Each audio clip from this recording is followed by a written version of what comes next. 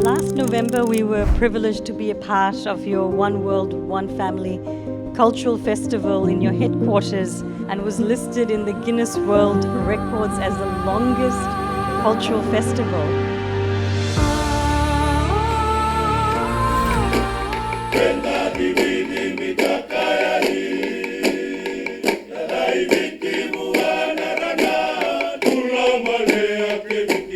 I believe you had another Guinness record, which was the most nationalities in a choral symphony of 65 countries.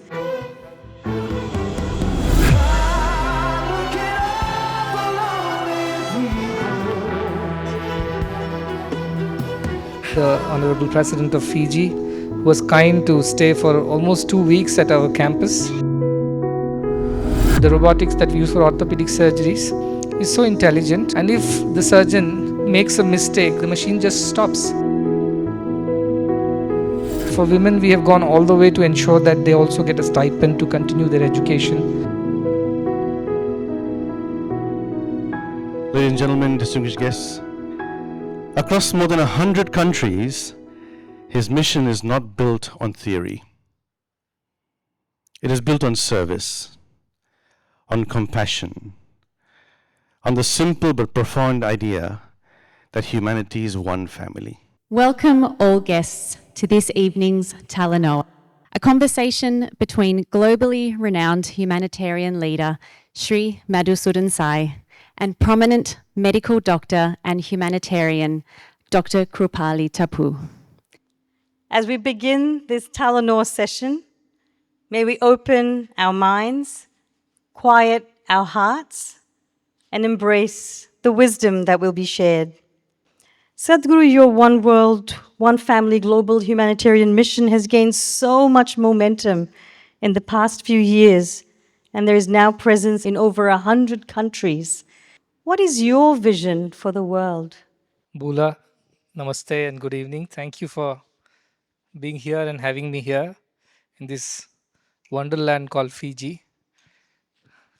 I'm extremely grateful for the opportunity to interact with all of you, and thanks to Krupali and Sumit for organizing that. I believe there are very many wonderful people in this room who are amazing in their own ways. So it's a privilege to meet all of you. But seems like the time has just flown, though it's almost 15 years since we began on this journey. But I never realized how did it all happen. And I think when your heart is happy, you don't realize the time. Time flies. And that's exactly what has happened. And we've been just trying to instrument the will of the divine in whatever way possible. And I think the mission of One World, One Family, as you know, is about considering all the people as our very own. We do not want anybody to be seen as an outsider, a stranger, but all are ours. Now, when that becomes your thought process, doing good to each other and caring for each other or sharing with each other becomes the way of life. And that's exactly what we have been doing. So I do not think we thought so deeply about erasing the boundaries between the haves and the have-nots, or bringing more equality or more social justice to the world. But I think we simply thought that all are our family, and I think everybody deserves some of those basic fundamental things in life. And so the philosophy is as simple as that everyone deserves to live a dignified life. And as a family, we are here to take care of each other. Like in a family, some are doing well, some do not do so well. But then we all kind of look after each other. Thank you, Sadhguru. It is quite incredible. I think these 15 years, as you say, have gone by quickly, and so much has happened.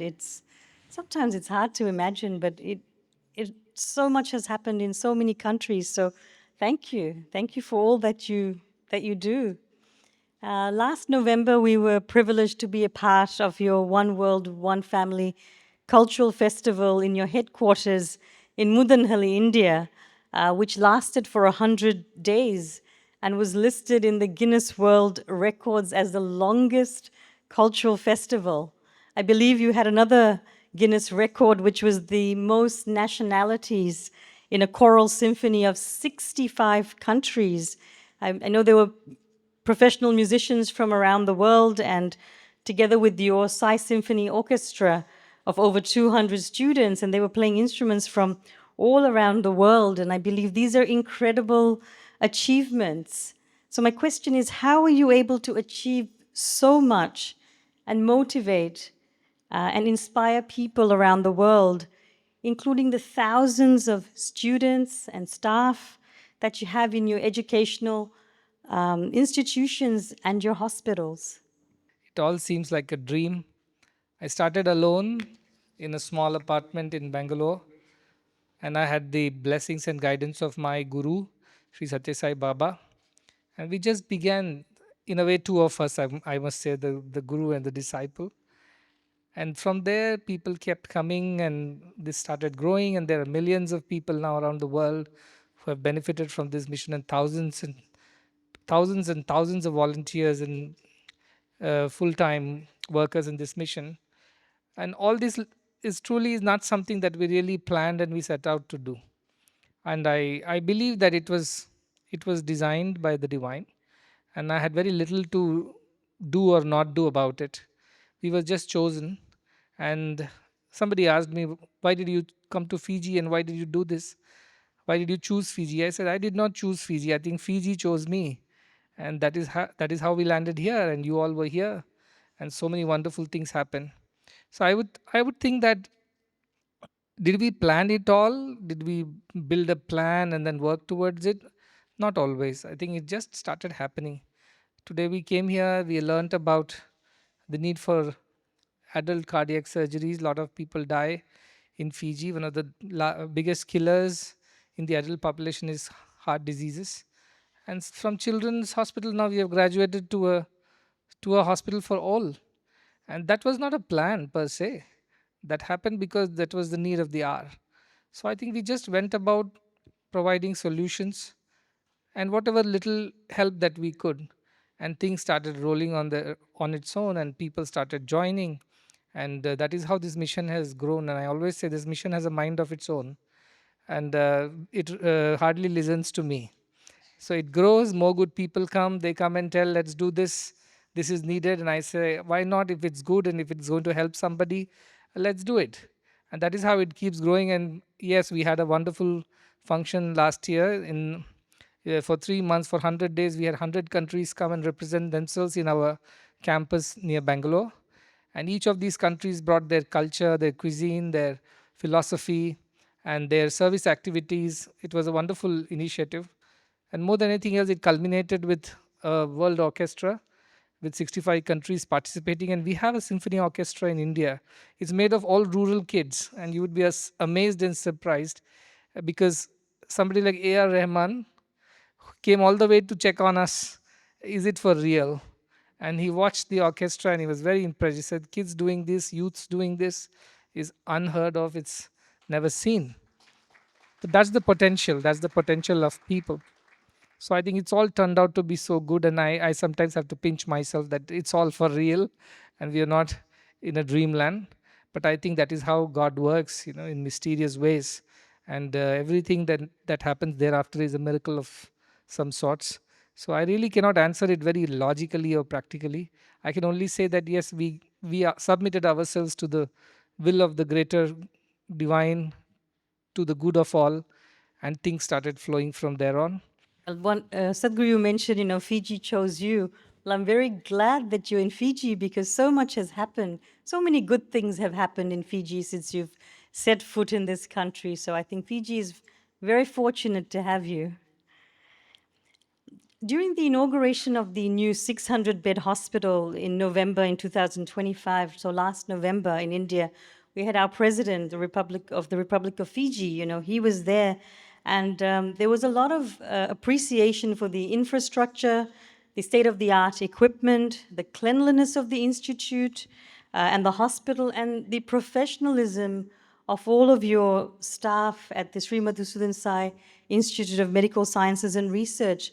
I also saw, the video there, that you had advanced procedures such as robotic cardiac procedures that were happening, in your hospital, of course, free of cost.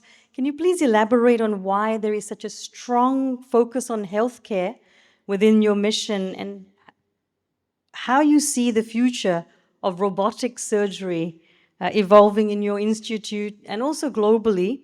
And also, in addition, how do we embrace artificial intelligence, and how does it impact human connection? Yes, you did remind me of the wonderful inauguration that happened by the president, the honorable president of Fiji, who was kind to stay for almost 2 weeks at our campus. And he observed everything, he learned about what we do, and he came back here and has implemented many of the things here in the country, I am told. And I see a lot of people, because of the expensive healthcare, they do not have the opportunity to get themselves treated, and they live very, very suboptimal lives. And we thought that what can we do about it? So we were running a small hospital first, a 150 bedded facility, which grew to a 360 bed facility in India because we wanted to start a medical school. When I traveled around the world, I found so many people coming to India all the way for getting a little medical help. Probably it's a little cheaper than most of the other developed countries. And also there are waiting lists in government hospitals, be it in the UK, be it in the US, in Australia, where people can get cheaper healthcare, but then they have to wait for a very long time. Sometimes they will not survive that waiting period. So we built something. We thought if people are coming all the way, they can benefit from that too. And today, I think we have served people from more than 10 countries in our hospital who have benefited from the services. Now, as we were doing that, we tried to understand what's the best that's happening around the world. I travel around the world, and US is like the gold standard in the new initiatives in healthcare. We went to a lot of hospitals in the US, both charity and private, and learned what's going on. And I realized artificial intelligence, robotics is the new thing. This is what is happening. That is the trend. So we did install some robotic machines. They do heart surgeries, and also they do all the total hip, total knee replacements. And more is getting added, which can do all kinds of surgeries. The machine that we have, robotic machines, they do all soft tissue as well as hard ones. So literally you can do almost every kind of surgery. And these machines, the heart one especially, can be controlled from anywhere. The surgeon can sit 10,000 kilometers away and can control the machine and do the surgery. So wonderful things are happening in the field of healthcare, and that's going to actually bridge the gap between the urban and rural populations, between the countries that have the expertise versus the countries that do not, because surgeons from any part of the world are able to now access the patient on the other side of the world. And artificial intelligence is something that is transforming every field of knowledge, every sphere of life, and most importantly, healthcare. And I have seen the benefits of it. Yesterday you mentioned we have launched an app over here, which is a healthcare app with the Shah Happiness Foundation based out of USA, where you can get consultations. There is of course, a chatbot on the other side, not a real doctor, but this doctor is far more intelligent because it has so much of information and knowledge from all around the world. It can find answers to your problems. The only thing it cannot do is it cannot treat you online, but it can tell you almost every other thing and guide you to the right specialist. That's free, and that's not possible for a rural Pacific islander to get access to that high-end medical help. The robotics that we use for orthopedic surgeries is so intelligent. You feed all the CT scan into that. It exactly knows how much of the bone has to be cut in which direction, which angle, so that the implant fits perfectly. There's no margin of error. And if the surgeon even makes a mistake, of trying to cut more than what's necessary, the machine just stops. It doesn't allow any mistake to happen. Imagine this kind of ability from artificial intelligence that is coming in now. I think it's a game changer. And I think the future is all doctors will have to be engineers. They cannot afford to stay away from machines and engineering. They have to learn that too. And I think we as the institute in India are introducing robotic surgery training as a part of the MBBS curriculum, so that when 5 years or 10 years down the line they become surgeons, they should be able to deal with the things that are happening in the world. They shouldn't feel left out. So yes, that is the future. You can't run away from it. And you should make not just peace but friends with it, because that's going to help every doctor around the world to do their job better.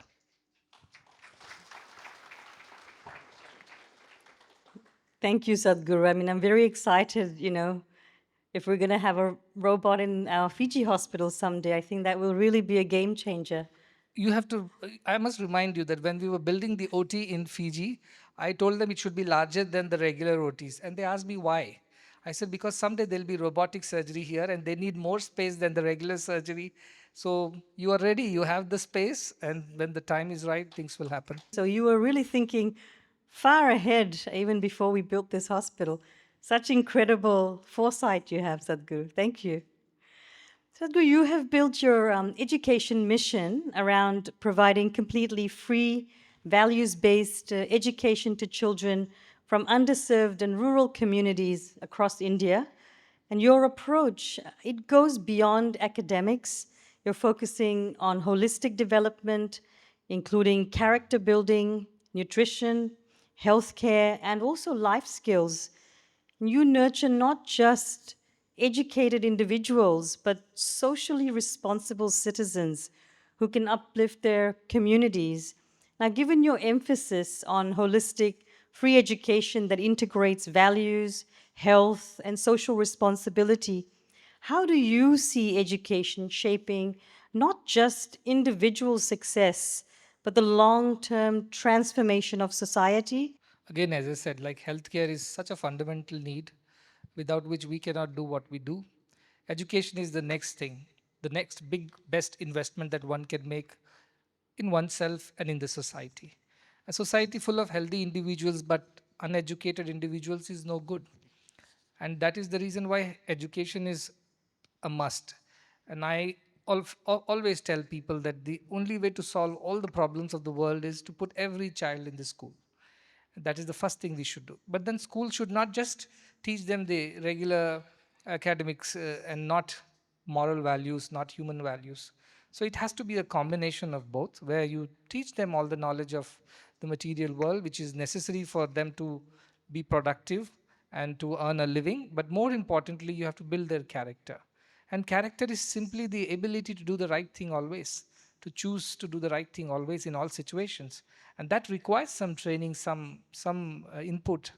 Otherwise, children don't on their own develop that way. And with all the distractions in the world, as you know now, social media and whatnot, it's very difficult to keep children focused on some of these value systems. So I think that is why we built an education system, which is a combination of both the academics and the moral values.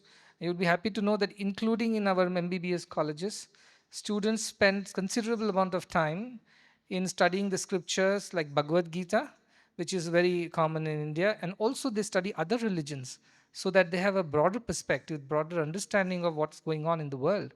And that also helps them to appreciate other communities, their cultures, and more importantly, the values that are embedded in all these great books of the world. So that is something that helps the children grow into better human beings, and not just doctors and engineers and businessmen and leaders. They are people who are morally grounded, and that's very, very important in today's times. Thousands of children have benefited, especially girls. And I know even a country like Fiji struggles with gender equality, gender parity, and India too, and so also many other countries. But education is a great leveler, so we have a lot of focus on women's education. They get everything free, of course, boys and girls both. But for women, we have gone all the way to ensure that they also get a stipend to continue their education. Not just the education is free, we also give them an extra little something so that they can send it to their parents, and the parents do not withdraw them from the education system till they have finished their post-graduation. That helps a lot of girls to become independent eventually, and they have a voice, they have visibility, and that is a very important thing for the women of the world. So that is also something I wanted to focus on. And of course, in Fiji too, we have some plans in the future. We are in talks, as you know, with the Ministry of Education, Health, and we are thinking of how can we open an institute which can also give this kind of training, especially in healthcare training, nursing training, paramedical sciences, and also in medical sciences, specialty sciences. So we are working on that. But as I said, even the children here will not just get the training of the technical side of it. They also will have to learn a lot of these other things, do voluntary work, go out into the society, adopt families, look after them. So a lot of wonderful programs will come up in the future, and that is the only way we can solve the problems of the world. A good education system around the world is something that's going to really leave us with a better world than what we received. And that is an investment we are very aggressively making all around the world. We have schools in Nigeria, in Sri Lanka, of course in India, and hopefully in future in many other countries, including Fiji. So I'm looking forward to that. Thank you, Sadhguru. I'm really happy to hear that there are a lot of girls who are also getting education in your institutions, because I think we always talk about, the gender inequality. And in fact, I had a question that I was going to ask you earlier, but I think you've answered it. I think really it is about educating women and girls, and of course everyone, whether you're a boy or a girl, but often it's the women that get left out, who don't get to be in the boardrooms, who don't get to be in parliament, who don't get to be in these important spaces where they're making policies and decisions. And so hopefully as we have more women who get educated, as you mentioned, we will see more women in these spaces as well. I think that will be game-changing. Thank you.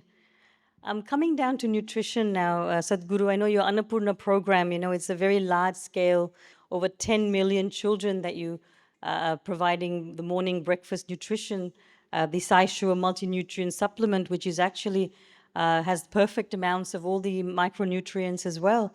I think it's incredible. So you're really addressing this classroom hunger, you're improving their concentration, attendance, and their overall physical and cognitive development. So it's quite amazing that you're combining nutrition with education. You've also got healthcare. You're really thinking very holistically. My question is, given that nutrition is foundational to both physical health and cognitive development, how do you see initiatives like the Annapurna program influencing not just immediate learning outcomes, but the long-term health, the productivity, and the human capital of future generations? Thank you for that question, because I think of all the three things, nutrition is very close to my heart. I mean, like, I do not know if I tell you there is no dinner after this, I do not know how many of us are going to be very happy about it. And imagine little kids going to school and not having a breakfast. They're sitting with empty stomachs and they have to focus. They're learners. They're not there to just listen to somebody talk. They have to absorb, learn, assimilate, grow. And all this expected from a hungry child. How fair is that? And not just in India, but across the world. A lot of kids who go to school without any food, and it's not just about hunger, it's about hidden hunger. They sometimes eat food, but they don't eat nutrition. It's not balanced, it's not consisting of all the nutrition that they need to grow. And that phase of life, that childhood, is the time when your body is developing, and that is the time your neuromotor skills, your brain is developing, and it needs all the nutrition at that point in time. And that's when it's not given, so the child grows stunted or wasted. It means lower height or lower weight for the age. And then eventually these leads to many diseases like anemia, which is one of the largest problems across the world in boys and girls. Many people think it's only in the girls, but no, in boys too, because they don't get enough iron, and that whatever is given to them does not get absorbed in the body, so they again lose a lot of abilities. So I've seen populations in some parts of India, they're becoming shorter with every passing generation. It means the women are smaller in size, the babies are even smaller in size, and that's happening across 3 or 4 generations. It's because of malnutrition. These are happening in the poorer areas of the country. So we did recognize this as a major problem, and we thought of what can we do about it, because feeding every child everywhere is just impossible. So we came up with a nutrition mix called Sai Sure. It's a millet-based drink, which is fortified in our own factory, and it also helps the farmers. The backwards integration is the farmers also grow it without chemicals, because they know this is going to the school kids. The kids get it every morning. It's fresh. It has a long shelf life. It travels hundreds of kilometers and still remains good. And the teachers have to just mix it in a bowl of hot water, and it's good to go with some jaggery in it. That also we send. So it's a sweet little drink in the morning, and children love it. This has actually changed the way malnutrition is being addressed in a country like India. And now it's going to other countries as well, because some of them who came for these World Cultural Festivals, they were impressed by this idea and they said, why can't we do it in our country? So we are coming up with solutions for other countries as well. All do not take millets, but then whatever they eat, can we fortify that and help to give the children in the morning? If they don't take the nutrition at the right time, and let's say they get richer over a period of time and then they start eating a lot, the body does not absorb all of that. There is a concept called reductive adaptability.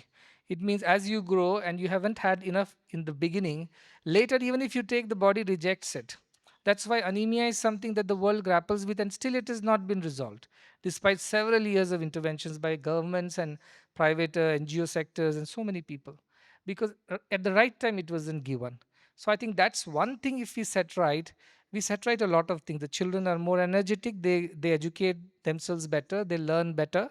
So the educational outcomes are better. We have already done studies that are available online, that how it has impacted the educational outcomes.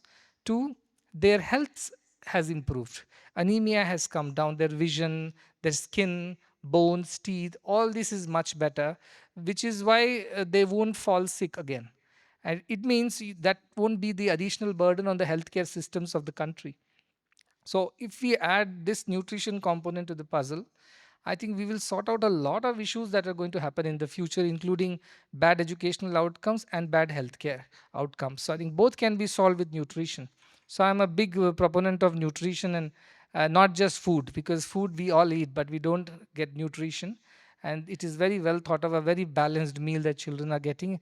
It's already changing things in India, and I'm hoping that other countries also will follow suit. And with the help of the governments and other agencies, we can take it to the world.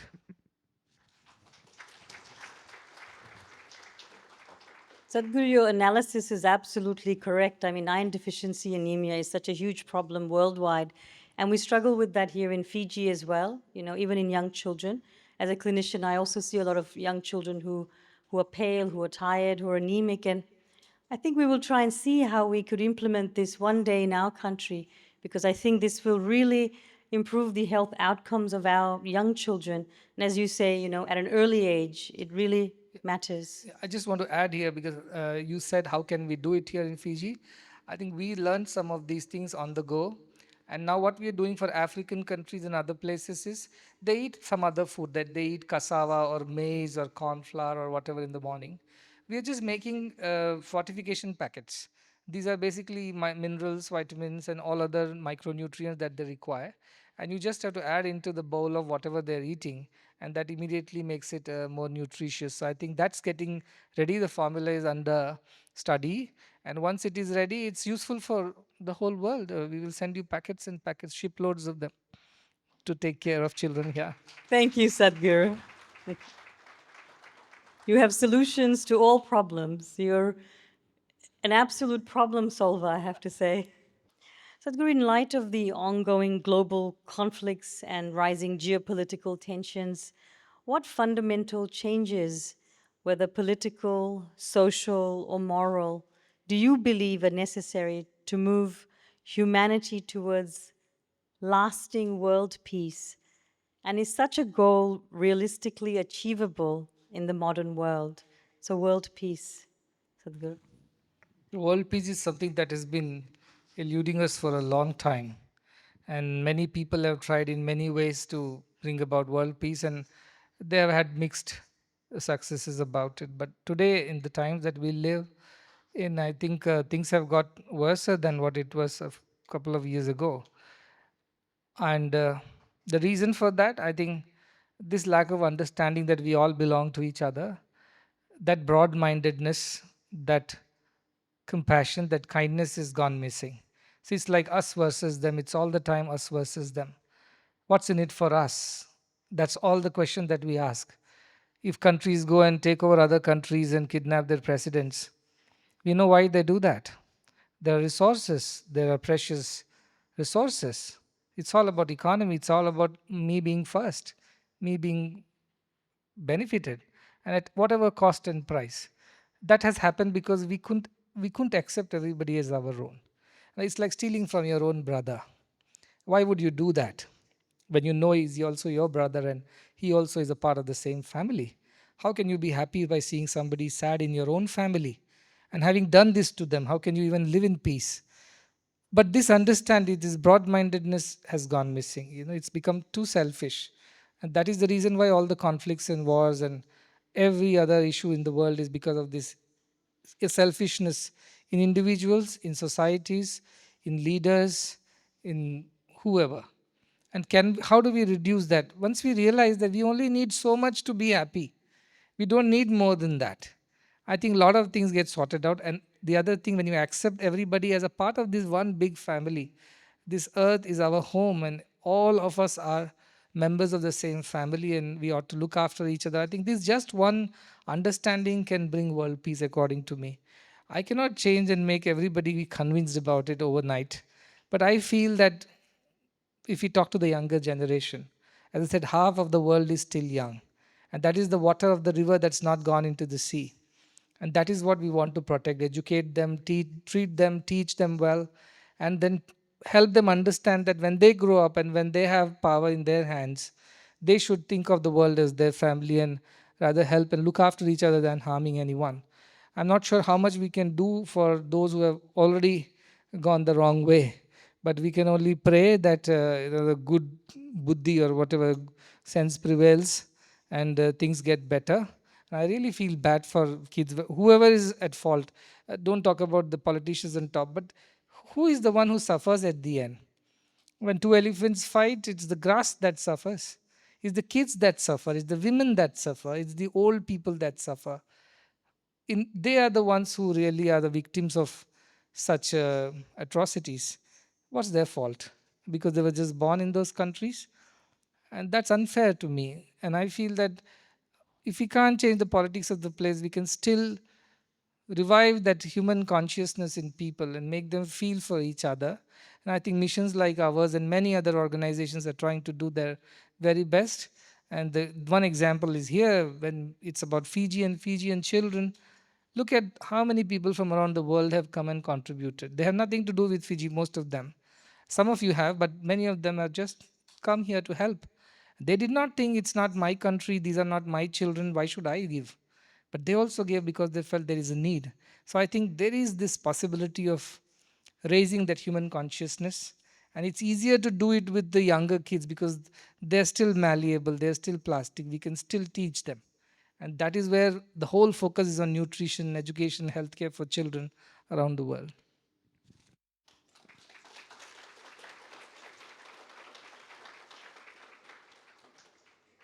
Thank you, Sadhguru. I mean, I think you answered it really beautifully. I think if we can all just follow this principle of one world, one family, I think the world will be a much better place. So thank you. Sadhguru, in recent years, Fiji has experienced a concerning rise in the use of illicit drugs, particularly among young people. From a spiritual and humanitarian perspective, what do you see as the underlying causes of this trend? And how can individuals, communities, and leaders work together to address this in a meaningful and sustainable way? I heard about it. I heard about this problem in Fiji. And I know about this problem in other countries as well, where we have traveled. And people have expressed the similar concerns where children, forget about they going and buying drugs from some illegal sources. There are drugs that are mixed in their chocolates and toffees and things and sold right outside the school, and the kids just take it and eat it because they think it's just another sweet meat or some kind of a thing. And once they get addicted to the taste, because there is that thing working inside them, and they want it again and again and again, and that's how they become addicted. Imagine the cruelty of people who would sell these things right outside the schools. And this is happening not here alone, it's happening across the world. Now, before it becomes a major issue, what can we do? One is that, of course, the law enforcement agencies have to be very strict about it, no mercy there, because you're ruining the future of the country. But what can we do for the children? How do we make them aware? I think a lot of education to children in the schools and at homes that these things happen, and they are available today, everywhere. And you have to be careful. You have to build that moral strength to resist such temptations because these are not good for you. And that conversation has to happen more often. And children are naturally curious, you see. There is peer pressure there. They are curious. Their imagination has to be always kept aflame. They have to be given something new, something different, something exciting and challenging to do. Only then they won't get distracted in all these other things. They need attention, they need care, they need love, they need challenges. And that is when kids thrive. How many parents spend enough time with their children is the question that I must ask. In the race to go ahead, get ahead of others, to amass or accumulate more material pleasures, wealth, everybody goes out and does all kinds of things and they don't pay attention to the children. And children are given social media, whatever, smartphones and things like that. And all the parenting is outsourced to the social media. And what do the children learn over there? A company like Meta was fined by one of the states in the USA because the content that they were creating was detrimental to the kids. A court ruled against them. This is how cruel it is. If a drug peddler is selling uh, whatever, a narcotic laced chocolate outside the school, what are social media company doing? The same thing in a more sophisticated way. They are ruining the children's minds. So it's happening everywhere. So who should take charge? Of course, governments should crack down on all these kinds of things, but it doesn't happen all the time. If governments are very serious about it, none of this would have been possible. The other thing is the parents and teachers have to take a greater role and responsibility. They have to watch out for not just their kids, but the kids around, because their kids can influence your kids tomorrow. And the teachers in the schools have to become very vocal, very persistent in their efforts to go on reminding children that such things do exist. And you have to learn to say no to things like this because this is not good for you. And that's not just about drugs, about every other thing that can ruin the child. I think more importantly, children need that personal attention. You need to spend time with your child, be it at school or be it at home. That is the first solution that I can think of. When children get enough love and attention, they won't get distracted. They won't look for unnecessary friendships and connections outside. When they feel completely satisfied within their families and within their friends in the school, they don't need to go out and look for things like this. So I think lot of responsibility lies on the shoulders of the parents and the teachers. If they can take responsibility, a lot of these issues can be resolved. As I said, evil always existed in the world. World has always been like that. There were good people and there were not so good people. But it's up to us to remain good. It is up to us to decide to remain good. And I think that strength, mental strength, is to be given to the child by parents and teachers. And that is what I think would help solve all these kinds of issues. I'd now like to invite the audience to ask questions that you may have to Sadhguru. Please raise your hand if you have a question. The team will bring a microphone to you. Sadhguru, how can we help our children to find a purpose in life? That's a very big question because most of the children are told what is your purpose in life and you better follow it. If you don't follow it, you will get it from us. Before they're born, they're decided who is going to be a doctor, who is going to be a teacher, who is going to be an engineer, and so on. No, but all children are born differently. Even if they're born to the same parents, they're different. And every child is born with some inner talent, and there is a reason why they are there in this world. As parents, you must recognize that you are just facilitators, you are just enablers, you are only instruments of God to bring them into the world. They have come through you, but they don't belong to you. They belong to as Khalil Gibran says, to life's longing. So they have a purpose already. All you have to help is to help them recognize their purpose. And when do you do that? You can actually identify that quite early on. When they're really young, when they don't have to pretend to be somebody else, when they are not under social pressures, they just do what they love to do. And that's when you get to know whether they have that in them. Some people are good singers. Look at Sumit Tappoo. He was born singing, not crying, I'm told. So the parents knew. The other day, his father was telling me that, when he started growing and he had to join the family business, his father said, I think you were born to be a singer. I think you'll be happy singing. You do not seem to be too happy doing business.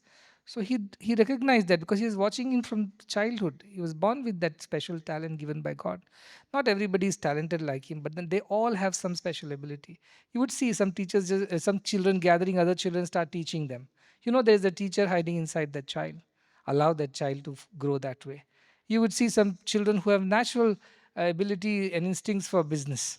They are calculative. They are very quick in understanding what will benefit them, what will not. There is a business streak in such kids. And there are social servants who always want to help others, who want to reach out to the other crying kids. And you watch that there is a sense of responsibility in this child. I must nurture that. So don't already put them in silos and put them in different compartments. Just allow them to be themselves. And I think the very first signs they show within the first 5 years of their lives, what they are going to be like. And later it's only developing the same aptitudes into something which is acceptable in the society. So quite early on, parents must watch out for that. In India, there used to be a ritual. Just a year-old kid, after the naming and all is done, certain articles were kept in front of the baby, the toddler, and the baby was allowed to crawl up to that and take it. And there was money there, books, some toys and things like that. And baby would go and pick this up. And they would understand from that this is their natural tendency. Because we are all born with something called guna. Sri Krishna says in Bhagavad Gita, we are all born with certain natural tendencies. If you believe in Indian spirituality, it comes from previous lives. Even otherwise, we are born with tendencies. So those tendencies define our purpose eventually. So as parents, you have to watch out for that. As teachers, you have to watch out for that. And the biggest sign of whether the child is doing its purpose is they're happy doing it. They're never bored. They all are happy playing, but beyond playing, eating and sleeping, there is something that they do when they're awake, and they're very happy doing it. They're never bored. You cannot take them away from it. You know that there is a purpose growing there. So please watch out for that. I feel very bad for children of the world who are not allowed to be themselves, who are pushed into these molds of societies where they are supposed to be that. They cannot be something else. And these are the children who go through the mental depression and all kinds of issues, and they become rebels, and eventually they become harmful to themselves and everybody else. They're not happy people. So I think, you have to identify this quite early and watch out for the signs of the child, where child is so happy doing it that he's never bored. Happy painting, happy cooking, happy singing, happy teaching, happy reading, and certain subjects, not all the subjects, happy reading. I was a child who always did allied language, but I was told to study science. And I used to put the language books within the science books and read language books to fool my parents. But my parents became smart after some time. They realized that I'm doing this because I was not getting any marks in the sciences. So they realized I'm doing something. And they found out. But probably I could have been a person with some literature, some kind of an understanding. But I ended up studying science and maths, and I was never happy doing that, by the way. So, but I found my purpose a little too late, but better late than never. And this is my purpose. I'm happy helping people and happy talking to people and guiding whatever way I can. So I found it a little too late, but then I'm happy that I found it. If somebody finds it early, like Sumit or Krupali, I think that's even more lucky for them. So yes, as parents, please watch out for those signs. Sorry, I'd just like to make one comment. I do have to thank Sadhguru. In fact, you helped me find my purpose in life. So I'm forever grateful to you. Thank you. Thank you for the lovely discussion and really inspiring. I lead a private enterprise in Fiji. The topic is slightly outside children, but what's your advice for leaders? How do we create a value-based company? Yeah, I think you have to lead by example. That is where it begins. It begins with you. And if you are very strict about the value systems, you follow it to the T, everybody under you would follow it. So there is a leadership formula. It's called to be, to do, to see, and to tell. The 4 steps. To be what you want others to be. Then to do what you want others to do. Then to see whether they are doing or not. And then to tell them, means correct them, encourage them to do the right thing. But as leaders, the responsibility lies with you. If you are very strict about it, you follow it, everybody is going to fall into line. But if you are only saying but doing something else and there's no integrity of thought, word and action, then they will easily can see through all the falsity, and they are also going to do the same thing. They will be nice in front, but then they'll do their own thing. So I think all the companies, all the leaders have to be what they want others to be. That's where it begins.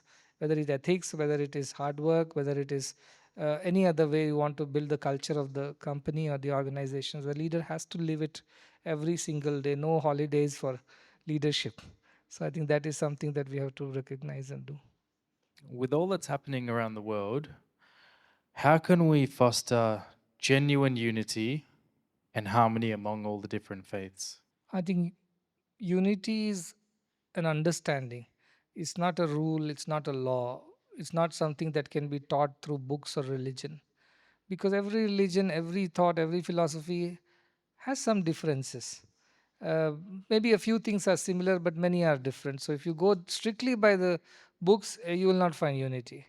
Unity is an understanding that you develop by living with people, by working with them, by appreciating them, by understanding them, and that we all are same deep within.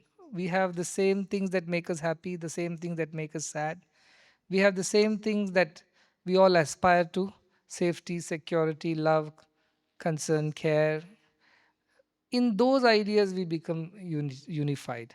I always say, like, you're hungry, we are all hungry the same way. Maybe we would like to eat different foods based on our tastes, but hunger is the same. When we are sleepy, we all experience the same sleep. When we are sad, we all experience the same sadness. I may cry out in English, you may say it in Hindi, somebody may cry out in Telugu or Tamil, but we are all going to experience the same sadness. So how fundamentally we are all made same, how it is that same thing that we all experience: rich, poor, Indian, Fijian, American, doesn't matter. So I look at those fundamental things and try to understand that and appreciate that in that way we are all so similar, and therefore we ought to be united. We ought to look after each other.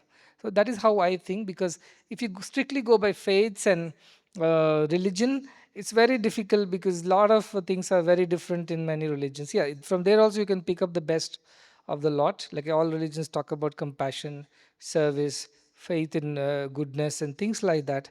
They may say it differently, but we can take those fundamental values. If you go by the rule book and try to follow it strictly, I think you'll find it very difficult to see the unity in everything. But as just human beings, keep all the things outside. What you experience is what I experience. What gives you happiness is what gives me also happiness. What makes you sad also makes me sad. I think that way, if you develop that understanding, there will be more unity in the world. Thank you, Sadhguru, for the work that you're doing in Fiji. Often get inspired by attending these events and follow the vision of one world, one family. However, when we go back home and get back into our daily routines, very quickly the mind plays games, and very quickly it becomes about my family, my desires versus your family. How can we cultivate or tame the mind so that we can give without the barriers of mine versus yours? The basic reason why we behave like this is because we are all born with survival instincts that comes from the times when we were animals, and we slowly evolved. As our president said today, monkeys in human forms in Fiji versus India, where you see real monkeys. So yes, we have evolved from there, where it was all about survival. It was all about survival of the fittest. So those instincts are there in us. That is what causes selfishness in us. But we are evolving. As human beings, we evolve. We started wearing good clothes. We drive cars.